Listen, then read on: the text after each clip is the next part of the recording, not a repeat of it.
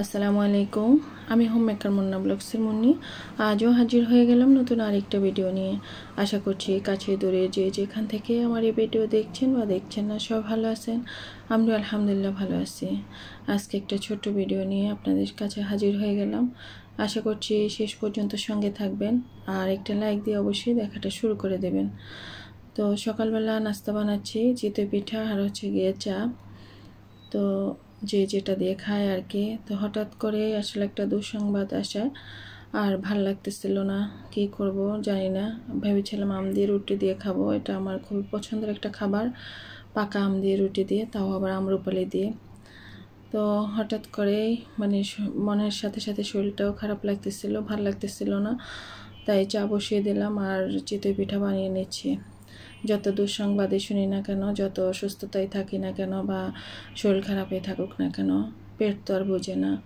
একটা পেটকে না হয় বোঝানো যায়, নিজেরটা নিজের, বাসার অন্যান্য সদস্যদের দিকেও তো খেয়াল রাখতে হয়। তার জন্য চলে আসলাম রান্নাঘরে শত মন খারাপ নিয়েও।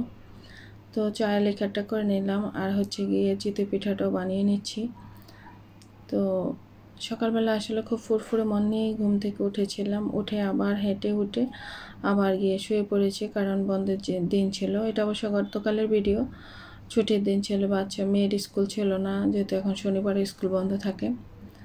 তো শুয়ে দেখলাম যে ওরাও ঘুমোচ্ছে, তো আমিও গিয়ে আবার শুয়ে পড়েছিলাম। কিন্তু হঠাৎই ফোন আসলো আমার, আর ফোনটা রিসিভ করে ভেবেছিলাম হয়তো বা ভালো একটা সংবাদই হবে। মাইনকে তার আগের দিন অবশ্য আমার বাড়িতে যেতে বলেছিল, হয়তো বা তার জন্যই ফোন দিয়েছিল।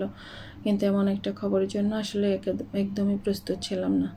তো যাই হোক, নাস্তাটা তো খেতে হবে, আর তাই একটু ভিডিও করে নিয়েছিল আমার মেয়ে, তো সেটাই আপনাদের সাথে শেয়ার করছি। তো চিতই পিঠা বানিয়েছি। এই চালের গুঁড়াগুলো আম্মা বাড়ি থেকে দিয়েছিল, আবার বলেছিল যেন দেখি গুঁড়িটা ঠিক আছে কিনা, ভালো মতো শুকিয়েছে কিনা, নয়তো নর্মাল ফ্রিজে রেখে দেওয়ার জন্য। তো যখন ভাবলাম যে চিতই পিঠাও বানাই আর গুঁড়িটাও চেক করে নিই ঠিক আছে কিনা, পর দেখলাম যে না, একেবারে ঝরঝরাই আছে, এমনিতে রাখলেও সমস্যা নেই। তো কন্টেনারে করে আমি অবশ্য রেখে দিয়েছিলাম। তো সবার নাস্তা দেওয়া শেষ, খাওয়া শেষ, এখন আমি আর আমার মেয়ে আছি। তো মেয়ে আবার চিতই পিঠা খাবে না, তো আগে রুটি ফ্রোজেন ছিল, সে রুটি খাবে। তো সে তার রুটিটাতে সেই সেঁকে নিচ্ছে, আর ও খুব আস্তে আস্তে রুটি সেঁকে আর খুব সুন্দর করে রুটিটা সেঁকে। তো ওর হাতের অবশ্য তেলে ভাজা রুটিটা আমার খেতে খুব ভালো লাগে। তো আমি চিতই পিঠাও খেয়েছি চা দিয়ে, আবার ওর হাতের সেই তেলে ভাজা রুটিও খেয়েছি একটা। আর এক চুলায় চিতই পিঠাগুলো তো হচ্ছে, আর অনেকগুলো পিঠা অবশ্য আজকে বেশি হয়ে গিয়েছিল, কারণ আমিও ঠিকমতো পিঠাটা খাই না, মেয়ে খায় না। তো ভাবলাম যে আমাদের বাড়িওয়ালি আন্টির ছেলে আবার আমার হাতের চিতই পিঠা খুব পছন্দ করে, তো ওকে আবার 5টা পিঠা দিয়েছিলাম ওদের বাসায়। তো দেখলে আবার সেটা দিয়ে আসছিল। তো আর এইদিকে তো সে দেখতে পাচ্ছেন যে মানে রুটি থেকে নিচ্ছে, তো আমি তো বসে বসে খাচ্ছিলাম চা দিয়ে। পরে এই যে রুটিটা দিয়ে দিয়েছি, খুব মুসমুসে হয়। আর যেহেতু ফ্রোজেন করা রুটি, আগের দিন বানিয়ে হালকা সেঁকে রেখে দিয়েছিলাম, আর সেই রুটিটাও আস্তে আস্তে কেমন যেন ডিমে আছে, রুটিটা সেঁকে নেয়, খেতে কিন্তু খুব ভালো লাগে। তো শক্ত রুটি আমার খেতে এমনিতেও ভালো লাগে, এই তেলে ভাজা। তো তার জন্য এই তো দেখতে পেলেন আমি কিন্তু খেয়ে ফেলতেছি। তারপরে খেয়ে অনেকক্ষণ রেস্ট নিয়েছিলাম, আর ভাবতেছিলাম কি রান্না করব, আর আম্মারা এখানে আসবে কি না সেটাও ভাবতেছিলাম। প্রথমত ভেবেছিলাম যে আম্মা হয়তো বা আসবেই না, তারপরে অবশ্য আম্মা এসছে, আমার ভাইরা এসছে। তো তার জন্য অবশ্য মানে কী রান্না করব সেই ভাবনা চিন্তা করতে করতে পরে অবশ্য কিছুই রান্না করি না, আমি এমনিতেই বসেছিলাম। আমাদের নিজেদের মতো করে একটা রান্না করেছিলাম, ইলিশ মাছের মাথা লেজ এসব ছিল, তো সেটাই সর্ষে দিয়ে আমি রান্না করেছিলাম। আর আমার বাড়ি থেকে আসার সময় গরু মাংস রান্না এনেছিল, সেটা আমার মানে আনিশার নানু বাড়ি থেকে পাঠিয়েছিল, রোস্ট, তারপর হচ্ছে গিয়ে ডিম। তো সেগুলো মা আবার বক্সে করে আমাদের জন্য রেখে দিয়েছিল। তো আসার সময় আবার ফোন দিয়েছিল যেন মাইন একটু আগায়, তো মাইনের কাছে দিয়ে দিবে, তো মাইনের কাছে সেটা দিয়ে দিয়েছিল। তো আমি সেটা বাসায় রেখে এই তো আমি আর মাইনের বাবা বের হয়ে গেলাম। মাইন তিতলি যায় নাই, আর ওরা বাসায় ছিল। তো কোথায় যাচ্ছি, আমরা যাচ্ছি, আমার এক খালতো ভাইয়ের বউ মারা গিয়েছে।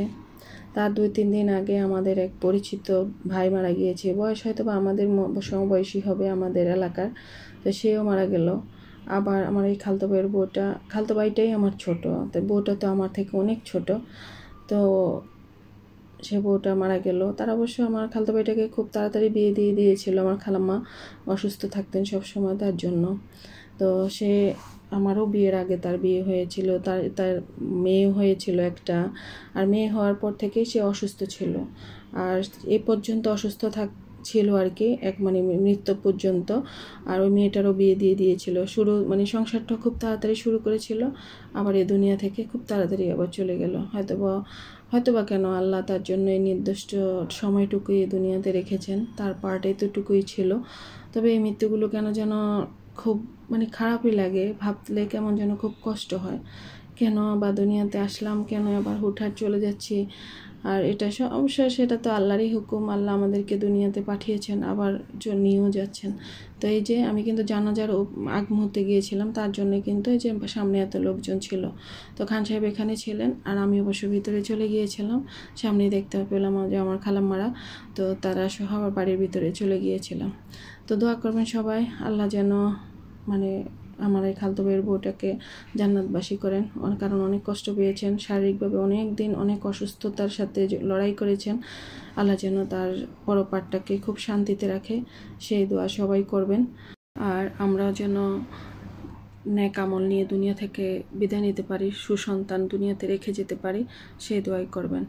আজ এ পর্যন্তই, সবাই ভালো থাকবেন। আল্লাহ হাফেজ, আসসালামু আলাইকুম।